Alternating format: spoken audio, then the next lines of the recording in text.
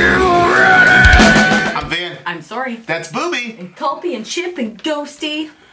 Shout out to the big homie. Who is Shane. this? Shane. Yep. We used, did you recognize our thumbnail, Shane? It's your band. We appreciate you. Listen, Shane and his band did, or I don't know if it's the band and Shane, I'm not really sure. You don't know who's the head guy. Right. But anyway, they did a cover for Tool's, you say SCHISM? SCHISM? It's SCHISM. SCHISM. I was doing that to make people upset. It's SCHISM, actually. It's SCHISM, Vincent. So, yeah, that is, I'm going to put the link to that if you want to check it out. Actually, they're good. It's no joke. Yeah. And I mean, the link will be there. You can see for yourself. Like, these guys, as a matter of fact, you know what we're going to do? We're going to use the audio from their cover as the background song. Oh, okay. So that people can see how good they were. Huh? We have all these inventive ways of promoting our folks. Mm-hmm. That's what it's about in the village, ladies and gentlemen. It's not about two people. Right. It's about all of us. All of us and our entire crew. And as the wave goes up, the boat goes with them. Hmm? That's what we do together. Mm-hmm. Okay, so this is A Perfect Circle, The Doomed. This came out in 2017. Mm-hmm. And we are just now getting out to it. There's a $75 partner tier on Patreon. If you want to have a song reacted to, get it bumped right to the top of the list. And, we heard what you guys said. There's not a lot of benefits per Patreon, so we did an early release. Shit, we were supposed to release Corn Part 1 today, on Thursday. Well, Fridays, Saturdays, they could release the Corn. Weekend. All right, so this is The Doomed. Oh, gosh. Ready? We're doomed. This channel's doomed. A perfect circle. Let's go. Go.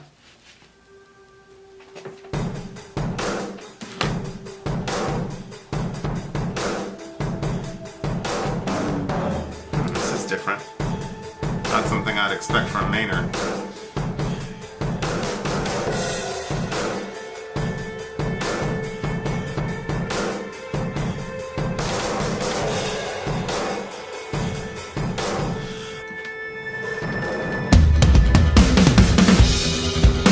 Behold a new Christ, behold the same old horde.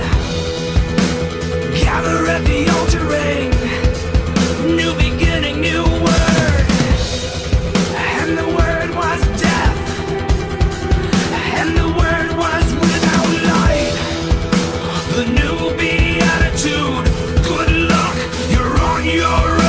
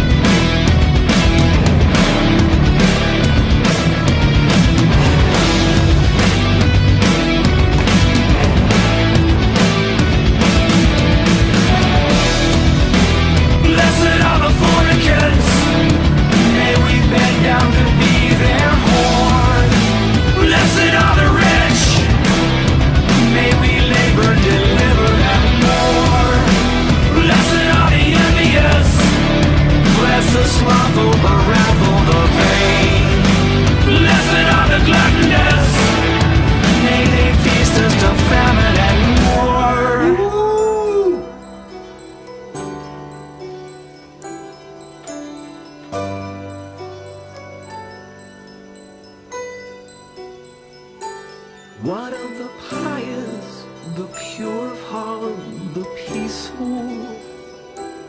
What of the meek, the mourning, and the merciful?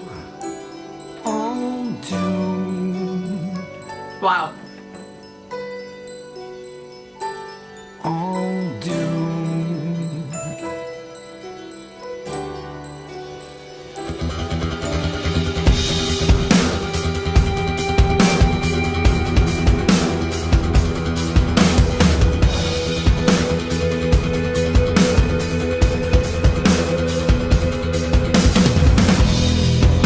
Behold a new Christ, behold the same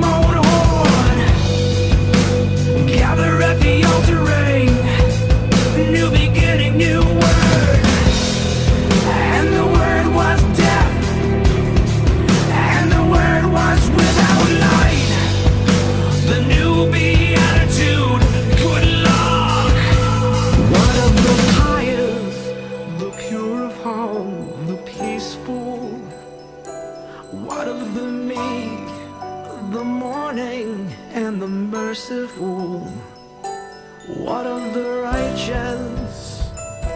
What of the charitable? What of the truthful, the dutiful, the decent?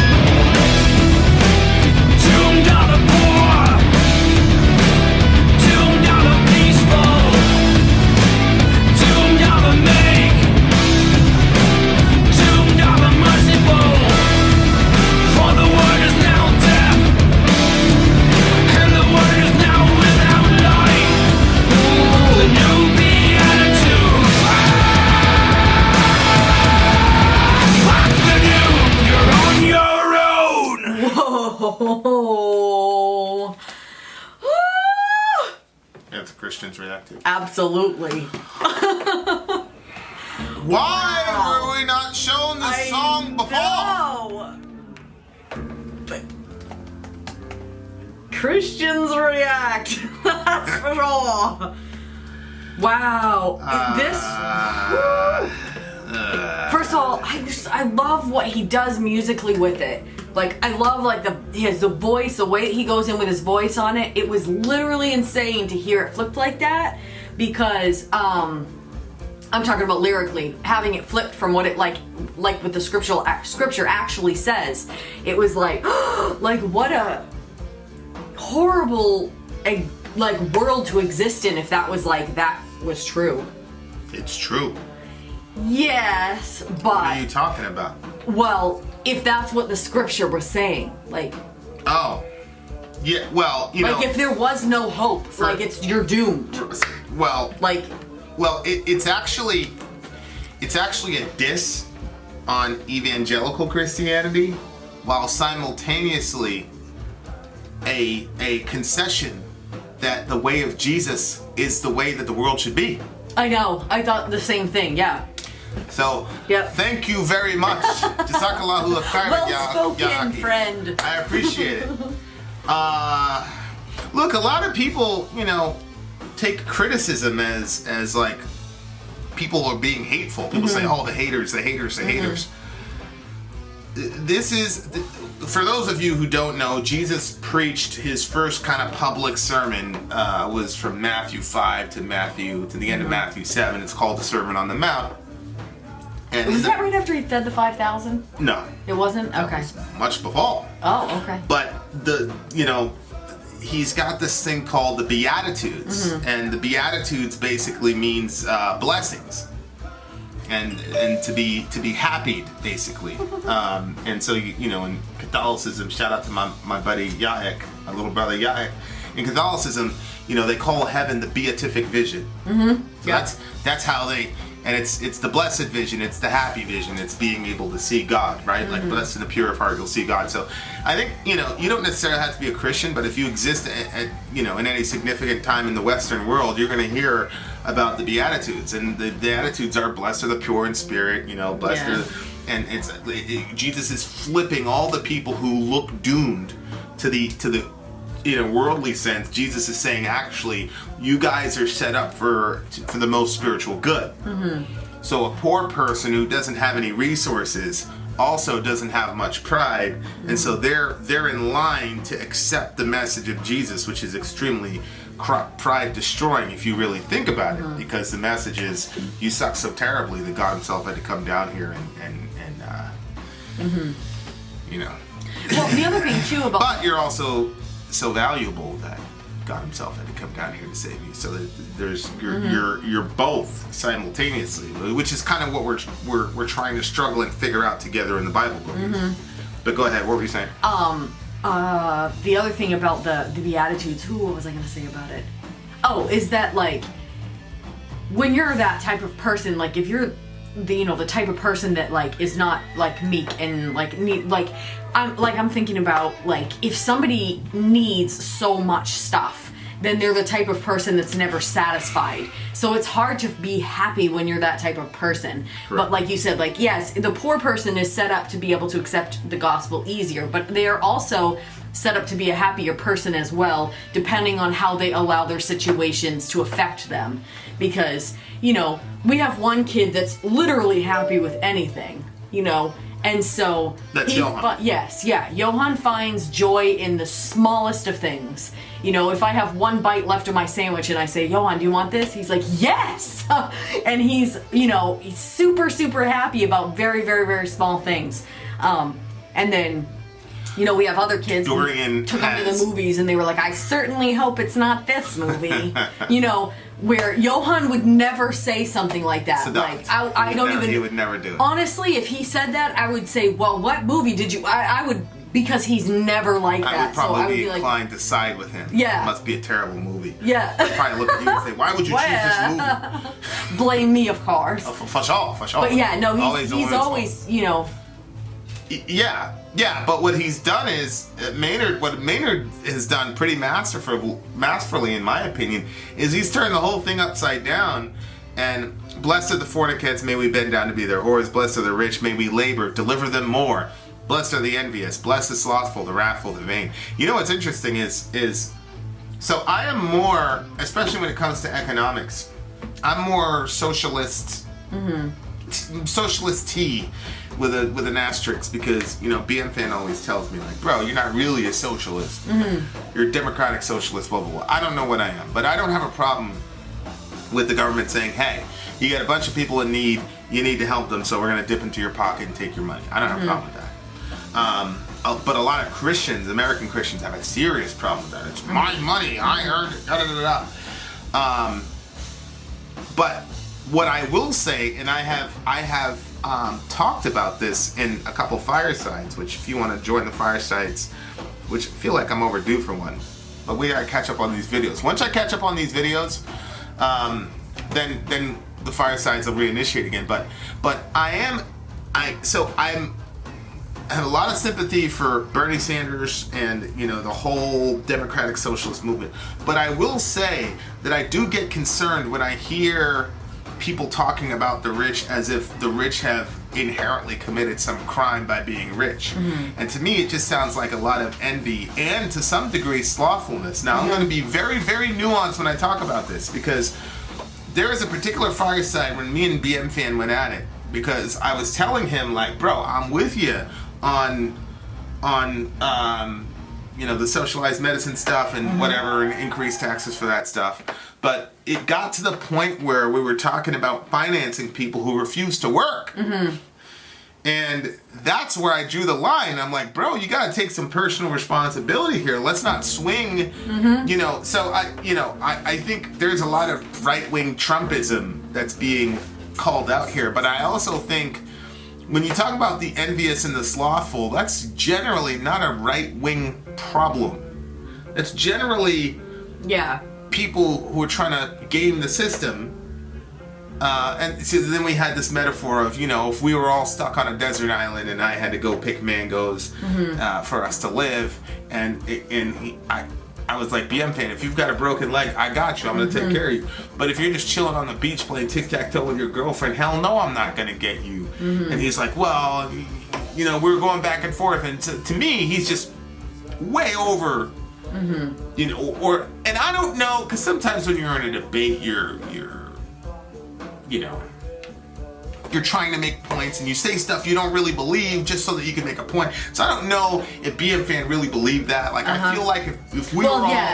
I feel like if a plane crashed and we were all on a desert island, that BM Fan would be the first guy saying, all right, guys, gotta organize.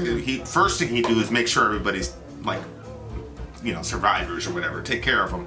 And then the next thing he'd do is, all right, guys, we gotta figure out how to organize and make sure that everybody's taken care of. So I don't believe that he'd sit on the beach and play tic-tac-toe. But if there was a guy on the beach playing tic-tac-toe refusing to work, I would take care of that guy, BM Fan. And since you're an anarchist, you can't tell me what to do. But you know what? Like, I do feel like there's some envy of the rich, and I don't. Oh yeah. I don't think that it's right to demonize the rich. Now. No, I agree. I don't think so either. And the reason I'm saying that is because, as an American, comparatively speaking, you're rich. You flush your toilet with water that people have to travel 9-10 miles to and from one way on a daily basis. So whenever I kind of cringe a little bit when I hear people going off against the rich, because I'm like, you're not recognizing that you're rich. And I talk about this all the time. Like when I was in a homeless shelter, I had 3 squares. I had 3 squares a day. Yeah. It was freezing cold outside. We were inside. Yeah. And even Christmas, we got presents. Like, we were not in poverty. I'm sorry, that's not poverty. I've never thought about the flushing the toilet thing. I always think about how people will like hose off their driveways with water that's like perfectly good that people would like die for. Well, literally have died for. Jay Leno got in trouble for that because there was some drought in the mid 90s in California, and they had him outside washing his cars. He collects these cars, these vintage cars, $80,000 cars, and there he is, and so he got in trouble for that. But yeah, to your point. But that was worse when you said, oh my gosh, we flush our toilets with water that people, oh my gosh. Right, and I'm not saying we're horrible, terrible people for that. I'm just saying, Well, we are if you're flushing your toilet like that and you're not helping other people. Well, like you have the means to help other people and you don't. Well, that's the thing. It's like it's this. That's like, why the government is saying, well, we'll have to reach in to help. You know what I mean? Well, but what I mean by that is like this constant like we're gonna put all the responsibility on the rich to be charitable people. Yeah. That is what bothers me. Right. Like it is all of our responsibility to be charitable. Right. To give within our means. Because the thing is, if you're not giving now, you wouldn't give if you were a millionaire. Because you know what? When you become a millionaire, buy bigger and better there are different types of toys and different types of expenses that what you're spending on now. So like your Starbucks drink, which is 2.5% of your gross income or whatever, will be replaced by something else. And so my point is like, it's not only one way. Now I'm going to be extremely harsh on our side, like the right-wing evangelicals. Zonia sent me something last night about Trump supporters evangelical Trump supporters who still support Trump kind of unconditionally, which to this moment I honestly I don't understand it. I don't get it, to be honest with you. The lack of compassion for the stranger, for example. When Jesus talks about the poor and loving the poor, and then the guy goes, well, who's my neighbor? And then Jesus makes sure that he talks about an outsider, a Samaritan, ends up being the hero. And Jesus is saying, everybody is your neighbor, outside of the borders of your little arbitrarily designated, lines of your country. And I'm currently in I don't even want to say it's a debate, but I'm currently in a discussion with somebody who is trying like mad to fit the American system of border security into the Bible. And it is impossible. Literally impossible. It cannot be done. And this guy's a PhD, like literally, he teaches in college in Connecticut. And it's an absolute disaster, the stuff that this guy is saying. And if the scripture had an arm, it would be broken by the way that this dude is twisting it. And he's a good guy, but it's the American mindset of capitalism and I own this and my rights. Christians are not people who are supposed to default to their rights. I don't know. You ask yourself, why are you trying so hard to argue for that? Why were you trying to argue to take care of people? Well, then... Yeah. I don't. I don't know if you've ever read any of the Roman descriptions of a crucifixion, but the concept of rights is over when you're carrying a cross. Like you're going to die, and that's what Jesus calls to. But here comes the evangelicals. It's our right to our land, and blah blah blah. Never mind how we got there, and never mind all that. Yeah, it's our right. And This is our place, and we've got borders, and blah blah blah. And then the Bible says, well, you're supposed to welcome the stranger and treat him as native born. Blah blah blah. It's unbelievable. Same thing with healthcare. Yeah, it actually says you're supposed to treat them so good that, like, if somebody else close by you becomes poor, you're supposed to try to treat them like the foreigner, because you're supposed to treat them good. Right. If your fellow Israelite becomes poor, you shall not oppress him. You shall treat him as if he was a sojourner or an alien. Correct. Because the assumption was you're going to welcome the sojourner and the alien. And it was so bad that you even had to allow, not only could they invade your country without any border security, but they could also invade your land, your private property, and take the gleanings from your property to sustain themselves. There wasn't this ethic of, well, I worked for it and I pulled myself up by my bootstraps and screw you, you're just lazy if you can't make it. It wasn't like that, Jeff. Wasn't like that. And this is the Old Testament. And what's crazy to me is I'm watching this guy making his arguments and all the twisting and the gymnastics that he has. And it's like, fam, we're in the New Testament. You're supposed to be living at a higher standard of mercy and love to the foreigner than you see in the Old Testament. And you can't even do that. And you have to put the Bible in an armbar to try to make it say what you want it to say because of your American sensibilities. And he has a foreigner in his family, too. You'd think that would help you to be, I feel bad for that person. Well, you know what I'm saying? Like, well, he came in the right way. It's the right way. Oh my gosh. That's what they say, the American way. And look, if you are a right winger and you don't identify as a Christian, that criticism is not for you. I'm talking about people who identify as Christians. It literally, I don't get it. I do not understand how you could have that kind of understanding about the border from a biblical perspective. I don't get it. Yeah. There's a difference between, the standards of a believer and an unbeliever. And if you've got if you've got an immigration policy that's less merciful than the Old Testament, you have a problem. There's a problem. Yeah. There's a serious problem. And the only time, what was interesting, he brought up a particular person. Well, there's a person in the Old Testament that was very jealous for his border. And so what happened was the Israelites were in trouble, they were in need, and they said, please let us pass through your land. And he's like, word, pass through my land? I got you. And the guy shows up with all of his soldiers to impede their progress. Does that sound familiar? And that's what we should replicate? Okay, all right. And it's the same thing with the healthcare thing. It's Ron Paul was like, why is it our business to take care of everybody's healthcare? And all the right-winger evangelicals, yay! Actually, one of them had him on his talk show. Like, it's mind-boggling to me. Like, what are you talking about? You're a Christian. Like, are you insane? Of course it's your responsibility to take care of healthcare. If you're a Christian. But who is it? Who is it that's celebrating statements like that? And who was celebrating Ted Cruz's infamous "I'm gonna make sand glow" and talking about carpet bombing these Muslim countries? Right. Who was celebrating that? It was right-wing evangelical Christians. And who was decrying it? The so-called pagan, nasty leftists who were saying, well, wait a second, carpet bombing is actually a human rights atrocity. It actually violates a Geneva Convention. The leftists had to tell you that, Christians, because you lack so much compassion that you want to go and turn these people into glass. What do you say? I'm going to make sand glow. I'm going to turn blah, blah, blah into a parking lot. And so, like, evangelicals, we've lost our way. So when he talks about behold a new Christ, and then it says gather at the altering, that's such brilliant wording, right? Because it's gather at the altar. The altar is a place where you go to worship God.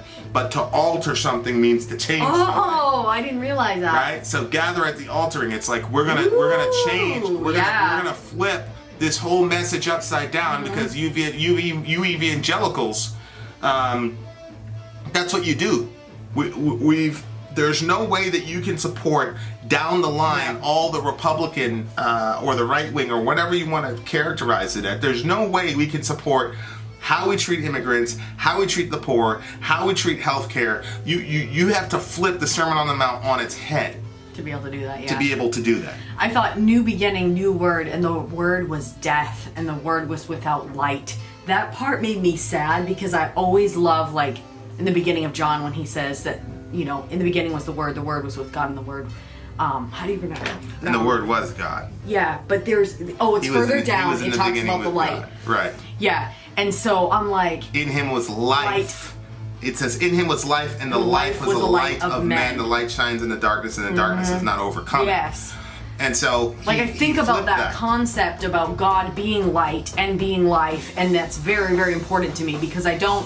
well, there's multiple reasons. I don't like... I'm okay with some darkness, but, you know, like, we take a walk in the dark or something like that, but I like the light. I like the light of the sun. I like the concept of light when it you know, when people are fearful, or when people are in a depressed state, or when people are in darkness, and that light kind of brightens their day. I just like what light does. And when you compare Christ to light, but then over here when it was like flipping it on its head, and I was like, how sad it would be, because for me Jesus is life, and so without Jesus, like, my life would be a lot harder, and it would be, I don't know, I can't even.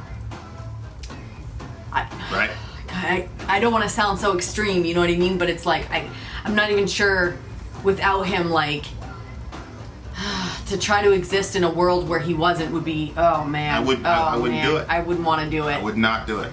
I'd be gone. So 100%. It's just, yeah, 100%. It's just crazy. So I'm like looking at that and I'm like, wow, like if that was true, that the word was death instead of light, like how sad and like, oh, that would be. But honestly, that's the world that evangelicals are giving to our non-believing friends or whatever.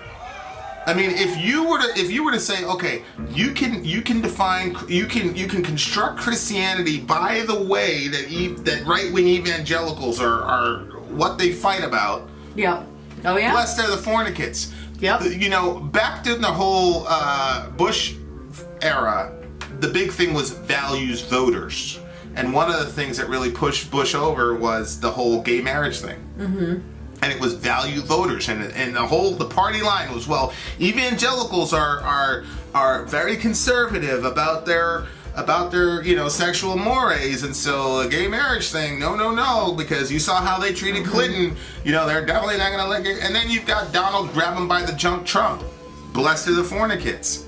So then our gay friends look at us and go, oh, okay, so this was not about, this wasn't about. And evangelicals have no idea how hurtful to the core that was to a lot of our gay friends. That you could prop this guy up and say he's great and blah, blah, blah, blah, blah, and vote for him, but you were out in droves, to elect Bush to make it so that they couldn't marry somebody that they loved. But Trump, that's completely fine. So it was bullshit. It had nothing to do with biblical sexual mores, because as we've talked about many times in the Bible Bash, sure, the Bible says stuff about homosexuality, absolutely, 100%, but the vast majority of times when God is pissed off at people for their sexual issues, it's to heterosexuals. He's killed bunches of people. Bunches of them in the Bible for heterosexual bullshit. And he's also killed entire cities worth of people. You know why? Because they didn't take care of the poor and the needy, and that they were haughty. As a matter of fact, the reason that's Sodom and Gomorrah. The reason that Sodom was destroyed, somebody was talking about Sodomites. They tried to bring up Sodomites. I said, we're absolutely Sodomites. What's that verse? Because people are going to be like, no way. It's pretty sure it's Ezekiel 22. Yeah, that needs to be in there. This was the sin of your sister Sodom. She was haughty and proud, and she was fat, she was overstuffed, and she didn't help the poor and the needy, and they committed an abomination, so I destroyed them when I saw it. Something like that. So I said, we're absolutely Sodomites in America because we don't care about the poor and the needy. Is this Ezekiel 16? 49. Starting from verse 49. So you can check it out. So like the world that we're presenting to these people is a very dark, evil world where Jesus is not. And the Christ that we present to these people is the Antichrist. It's not Jesus. My Bible boogie friends can attest to this, that we've talked in depth about homosexuality in our Bible boogies, and I didn't compromise anything. What I am saying though is that there are lots of things that God calls abominations in the Old Testament. Like, for example, lending an interest. You know what that is? That's taking advantage of a financially vulnerable person. Yep. God calls that an abomination. Yep. And God listed that as one of the reasons that he sent the Babylonians to go and fuck them up all. So, sorry, evangelicals. You keep pounding on poor, defenseless people or people that have been ostracized from our communities constantly.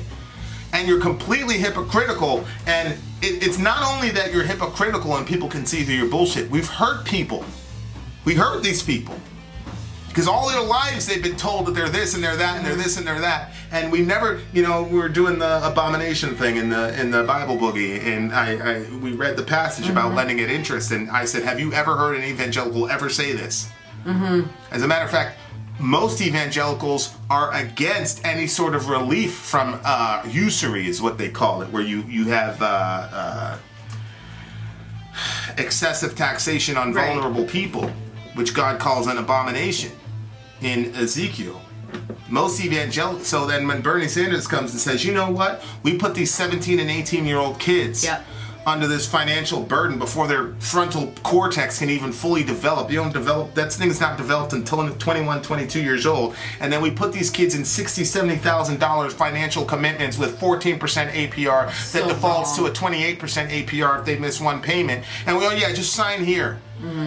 And so Bernie Sanders comes along and says, well, how about we just do some forgiveness for this stuff?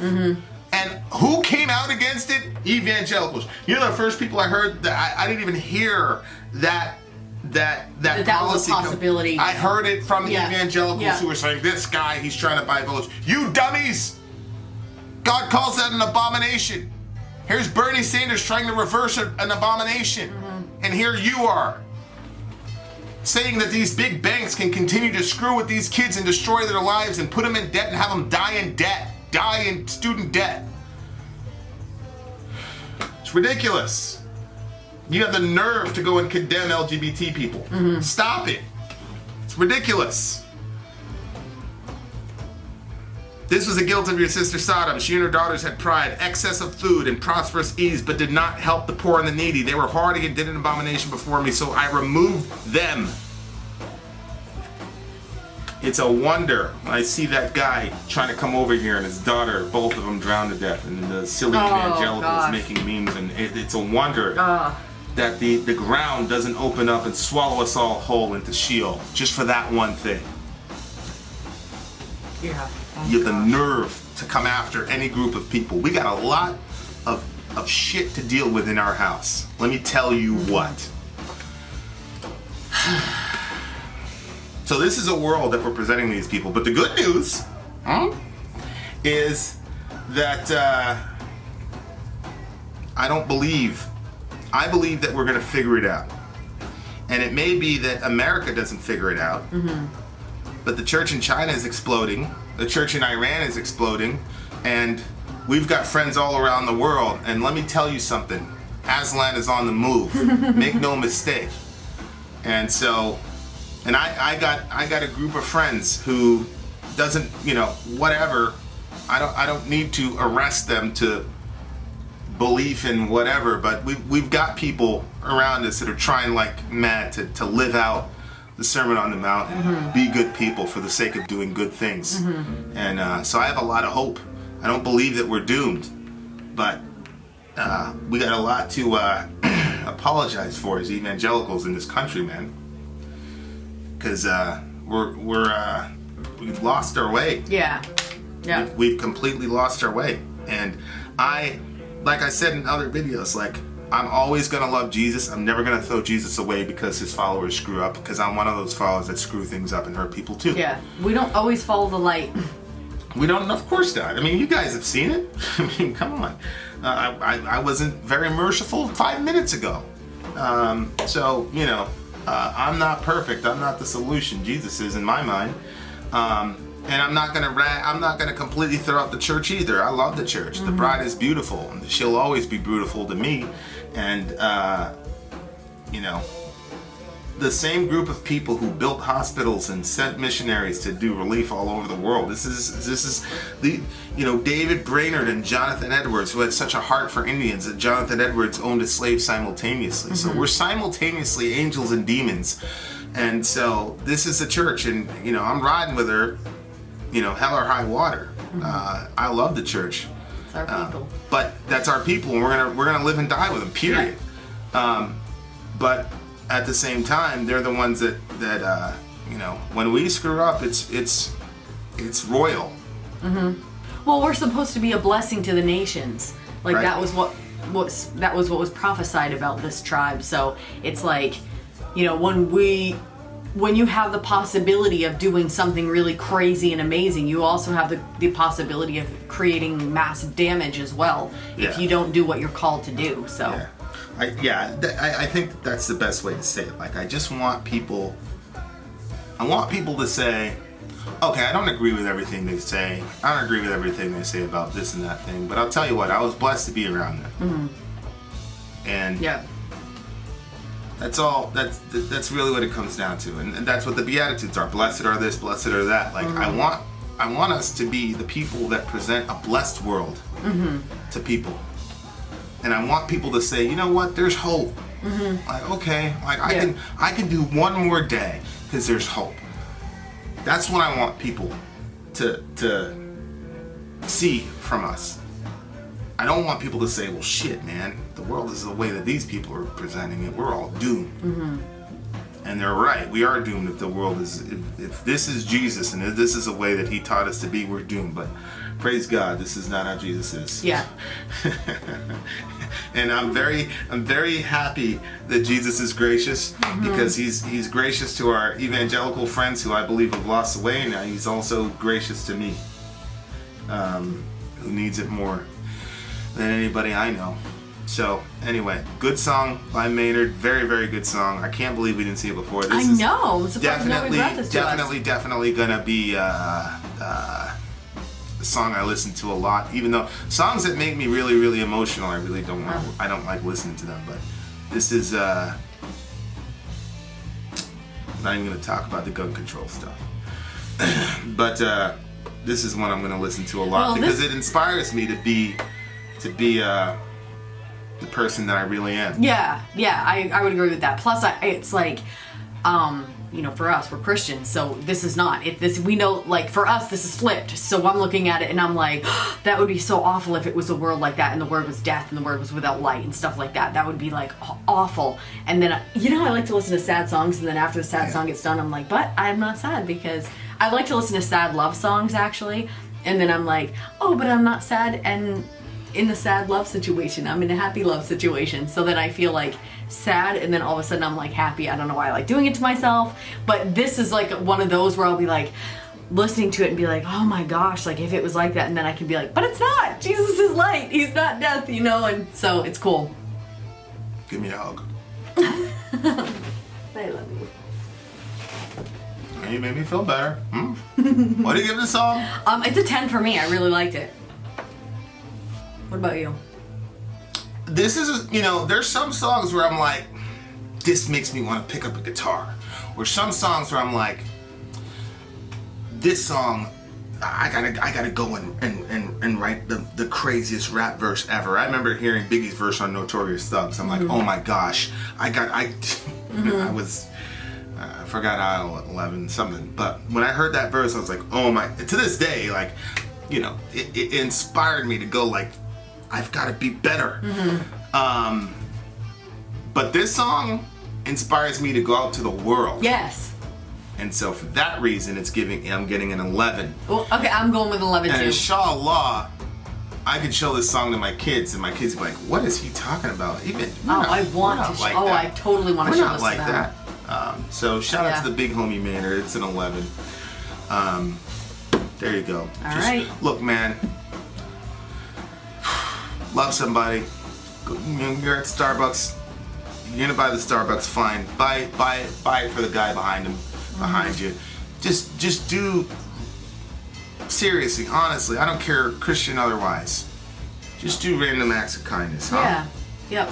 And I think that's important. And there's some people that do kind things and then talk about it because they want a pat on the back, or they want to make themselves look better than they are. And Jesus said, don't do that. But Jesus also said, let your light shine before men so they can see your good deeds and glorify your Father in heaven. Now, whether you're a Christian or not, I would just love for the next week if on the village we just saw people talking about the random acts of kindness they did. Not for your own self-adulation, but just to pick somebody up in their day and say, well, okay, people are doing good, and maybe inspire other people to do good. If we could just do that for a week, that would be awesome. Try to do it without ulterior motives, like, oh, I'm gonna find somebody to help. Oh, there's a pretty woman over there. Let me go help her so I can, like... Hey, pretty lady. Right, yeah. Just do it because you want to just help your community. You love the people around you, not because you're trying to, people can pick up creepy vibes, so don't send out creepy vibes when you do this. Yeah, but don't love each other. Don't overthink it. Just go out and somebody needs help. Yeah. That's all. Yeah. You know what I mean? And if you would be as kind as to post it on that would be awesome. Facebook.com. Very encouraging. /Vin and Sori. It'd be great because I think other people need to see it. What is that? Was that the Facebook thing? That's that was our Facebook. All that's in the description. Yep. So much love to everybody. Yes. Shout out to Tina. I haven't talked to you in a while, girl. Where you at? What you doing? Huh? Were you hiding from me? Then out. Sorry, out. Gone. Jeff, I love you, man. I do. You're just wrong here.